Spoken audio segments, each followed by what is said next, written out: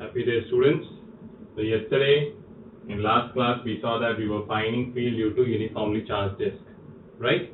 And after integration we got something like this: E equal to 1 by 4 pi epsilon naught sigma 2 pi x, and here was minus 1 by t, right? And what was t? T was root over r square plus x square. So this root over r square plus x square we kept over here in place of t, and the limit was 0 to capital R. So what's coming then? Minus sigma x by 2 epsilon naught. Now here r you place in place of what? R, not x. Okay? So it will come 1 by r square plus x square minus. Now you are going to keep 0 in place of small r. So what will come? It will come as 1 by x. Negative is over here. So just that, send the negative there. Sigma x by 2 epsilon naught 1 by x minus 1 by root over r square plus x square. We can send this x also inside if you want. So if you are doing so, then remove this x from here. It is inside, so x by x, so it will become 1, whereas here x will come. Okay, so this is the electric field on the axis of uniformly charged disk. Okay, now suppose that we have very large disk, very large disk. Large disk means what? And we can say radius of the disk is greater than x. Okay, very large, or infinite size also you can say. So its r is very large as compared to x. So if you are going to add anything which is already very large, this is r squared, then I can neglect this x.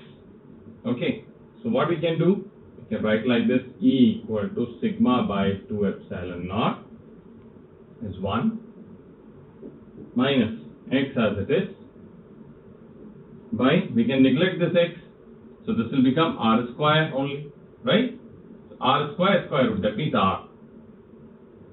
Now again we have r is very large as compared to x, so that means this term will be almost 0. So if this is 0, that means electric field is approximately equal to sigma by 2 epsilon naught. Okay, so remember that if there's a large disk, what will be the electric field? It will be sigma by 2 epsilon naught. This term or this expression we will do it again, okay, when we will study Gauss law. Okay, but at the moment also you can remember that, right? So this is how electric field due to uniformly charged disk is found. Now let us discuss about electric lines of forces, or electric lines. Okay, what these are, let's see. Electric lines of force. Electric lines of force. Okay, now what these are? Now see, we all have studied about light. As I told you in one of the class that you can only see the source, you cannot see the light which is coming from that source. But when we make it in our notebook, when we make it in books that we study, we always show the direction in which the light is traveling. Am I correct or not? And how we'll show the direction? By rays. In ray optics we have studied that. Am I correct? So through rays we will be showing the direction. Exactly same way, electric field also, how it is traveling we cannot see. But when we study it, when we are going to show it, we show it with electric lines of forces, and which are very similar to rays. Okay, as you remember that in one of the class I told you already that if there is a positive charge, okay, any positive charge, it's a positive Q. Q is here. So how will be the electric field around it? I told you that there is an aura. Okay, there is an aura around it in which the electric field exists. But how to show it? We show it like this. Okay. Now the question is, as you are going away from this charge, is electric field decreasing or increasing? It's decreasing.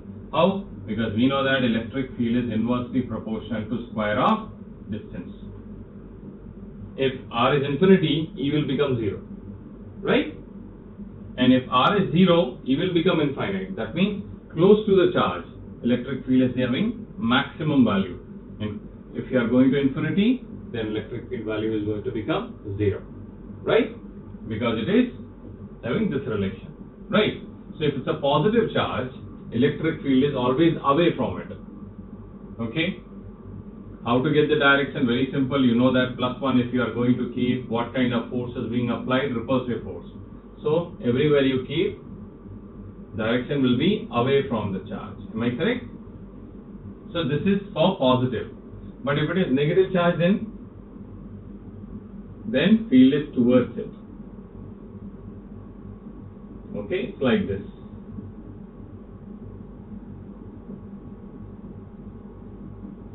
Right? So negative charge field is towards it, positive charge field is away from it. Now what these are? These are similar to rays, right? Or rather you can say it's rays only. These lines we are calling as electric lines. Okay, and this is how we show electric field. These are electric lines. Okay, through electric lines only what we are showing? Electric field direction. Direction as well as magnitude. Okay, is this clear? So now how to define it? The electric field or electric field lines start from positive charge. So if we are going to talk about this one, we will say starts from positive charge.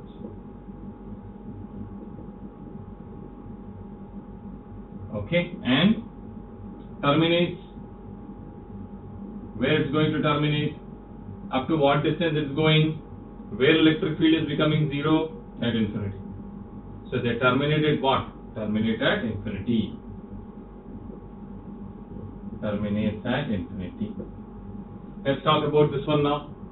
Here, from where these are coming? From where these lines are coming? From where this electric field is coming towards this? What is the starting point of this? Obviously minus Q is going to finish it, right? These lines are finishing where? Negative. Right, but from where they are coming? They are coming from infinity. They are starting from infinity. Starts from infinity and terminates at negative charge.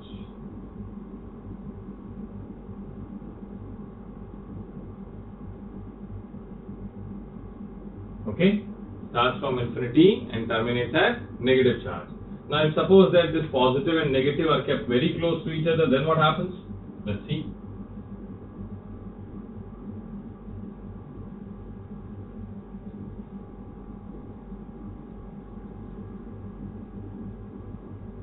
If positive charge and negative charge both are kept very close to each other, then what happens? Then electric field from positive, it will start from positive and go towards negative charge.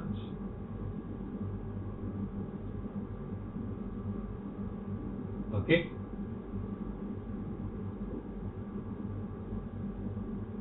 This is going to happen.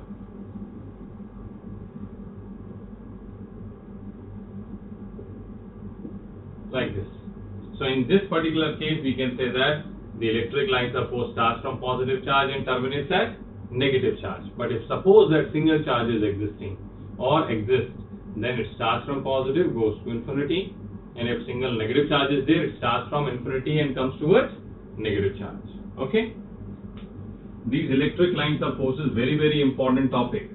Directly the questions are asked in NEET as well as JEE. Many times it is asked. So you need to know these rules of electric lines of forces. Okay? Very important. Second point. Now suppose that here is a positive charge. Okay, and its field is like this. And there is a negative charge.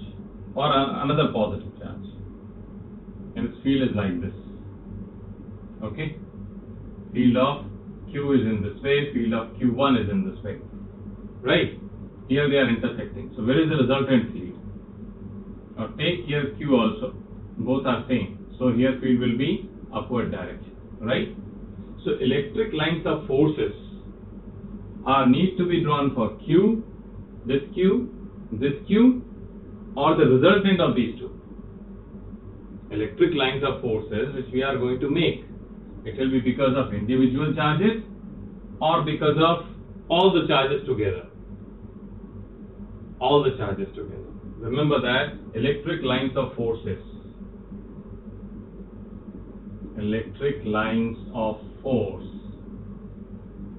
is due to all the charges present, or it represents net electric field. What it represents? Net electric field. Okay, you understand? That means here how we'll be showing? We'll be showing it upwards. These I will not show. Did you understand? Electric lines of forces represent what? Net electric field. Okay? Third point. Two electric lines of forces. Two electric lines can never intersect each other. Okay? Electric lines can never intersect each other. Why? Suppose that we have electric line like this and another one like this. Possible? Not possible? Not possible according to this rule. But why? Now see that if we are talking about this intersection point, okay, we have to find the electric field direction because of this and because of this as well.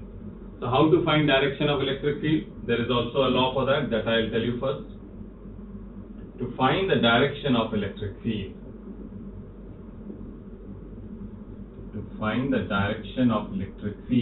at any point,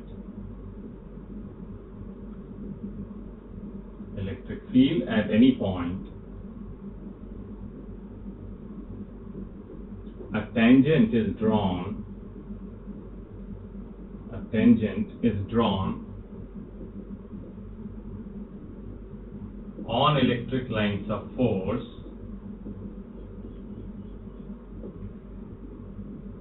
at that point. That means, if suppose this is how the electric line of force is there, right, and I want to find here at this point what is the direction of electric field. So what I'll do, I'll draw a tangent. This will be the direction of electric field at this point. But if suppose you want at this point, now again make a tangent here. This will be the direction of electric field. Suppose this is point A and this is point B, then this is the direction of electric field at point B, and this is the direction of electric field at point A. Okay, so this is fourth rule. Let's come back to third rule that I was telling you. No electric field lines can intersect each other. Why? Because at this point, if they are intersecting, then according to this rule, the direction here is like this as well as like this. Is it possible to have net electric field in two directions? No. Net electric field is always in one direction only. It cannot be in two directions. So that's why this is not possible. Two electric lines can never intersect each other. Okay? Is that clear? Let's see further.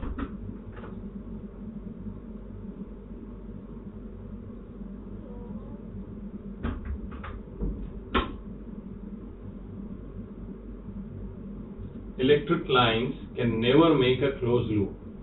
Okay? Next law, next rule.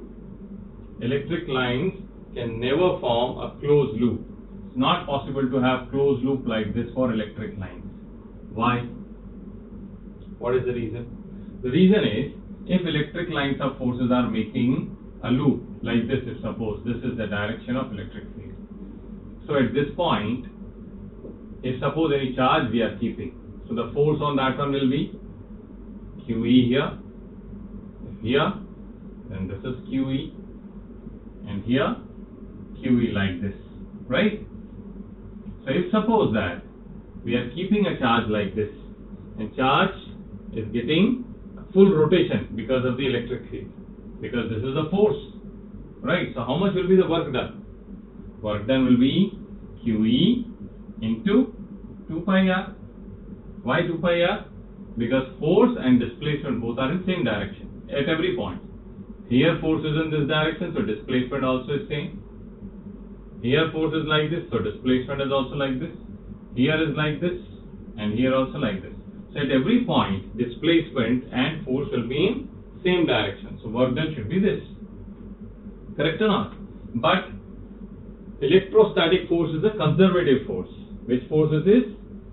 Conservative force. And we know that according to conservative force, work done when the displacement is zero is zero. If the point is starting from here and is coming back at this point, then the work done should be zero in full circle. Correct or not? According to conservative forces.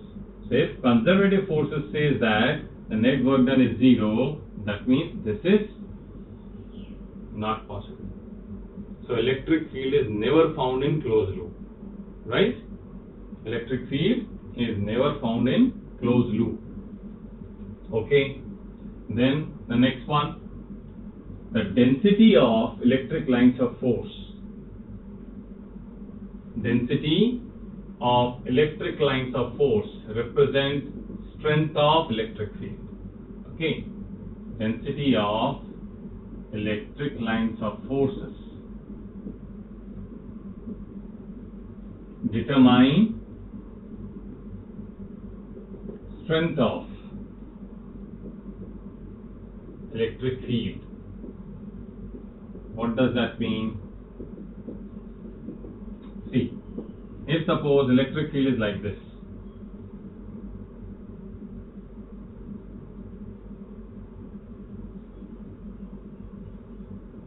right? This is point A and this is point B. Where is more electric field magnitude? Where is more strength of the electric field? At point A. Why? Their density is more. More electric lines of forces are passing through this point as compared to B. Okay? Same way if I make something like this.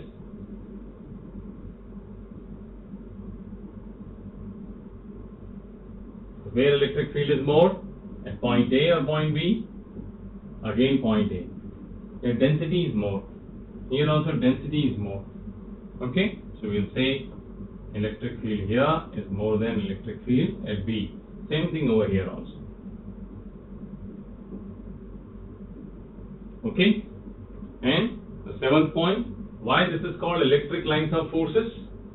Because as we said that these lines are representing the direction of electric field, right?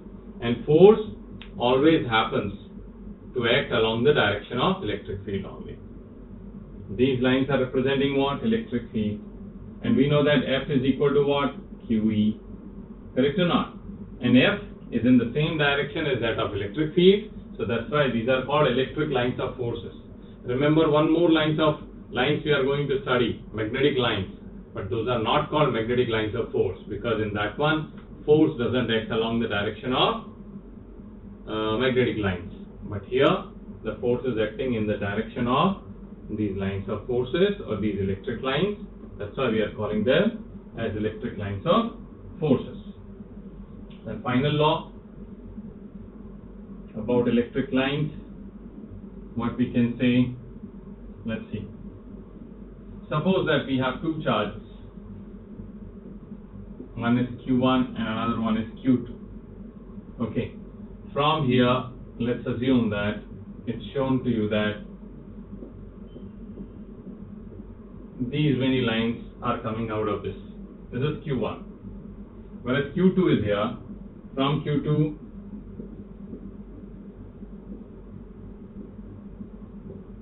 and it is asked from us, Q1 is stronger or Q2 is stronger? How to find? We'll count the electric lines of forces coming out from both the charges. From here, 1, 2, 3, 4, 5, 6, 7, 8. Whereas here, 1, 2, 3, 4, 5, 6. So we can easily say that Q1 has more magnitude as compared to Q2. Okay. So the ratio of the two charges can be determined by the number of lines associated with them. That means here Q1 by Q2 we can write as 8 by 6. We cannot say how much is the charge, but relative strength or relative magnitude we can find with the help of electric lines of force. Okay? Is that clear? That's it for now today.